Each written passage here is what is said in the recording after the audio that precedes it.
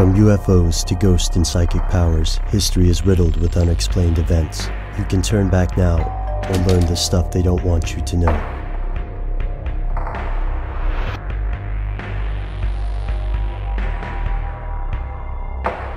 Here are the facts.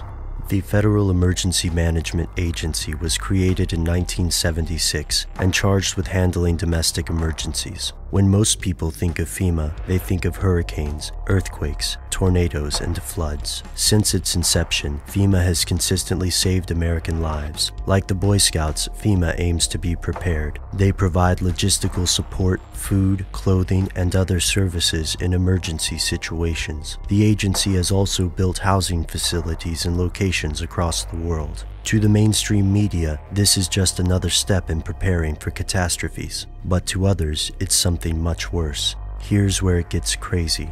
According to broadcaster Alex Jones, FEMA is a front for a secret government, and the housing locations will actually serve as quarantine centers or internment camps. This is not an unfounded fear. After all, during World War II, the US forced over 100,000 Japanese Americans into government camps for the duration of the conflict. And civil unrest could be considered a domestic emergency. How would this insurrection occur? Theorists cite any number of possible causes, from the establishment of a one-world government to a national pandemic. Some believe a global elite of bankers and aristocrats may artificially create a disaster to trigger a massive incarceration of US citizens who object to the plan, whatever that plan might be. Fringe researcher Mary Louise alleges that FEMA keeps a red list and a blue list, where people on the blue list will be shipped to camps for quarantine or re-education, while those on the red list will be executed. Skeptics rightly point out that this conspiracy requires an amazing,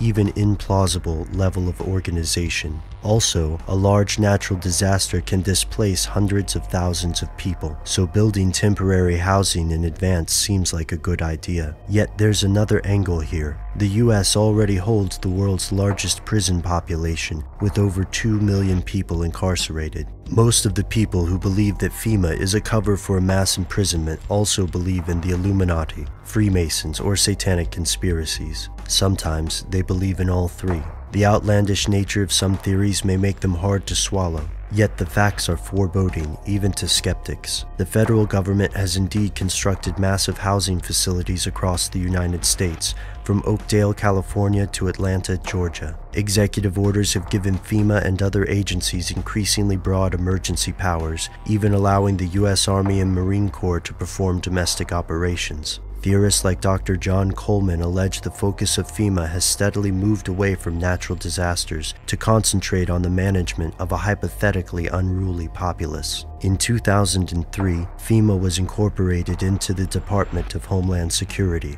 To most Americans, this is just another game of bureaucratic musical chairs. However, it makes perfect sense to conspiracy theorists. Before you reject this theory, take a look at the laws surrounding the Constitution, FEMA, Homeland Security, and other related agencies. Pay close attention to Rex 84, the Patriot Act extensions, Operation Garden Plot, and the executive orders that created FEMA. Conspiracy theorists think these documents are only the tip of the iceberg. The rest, for now, is stuff they don't want you to know.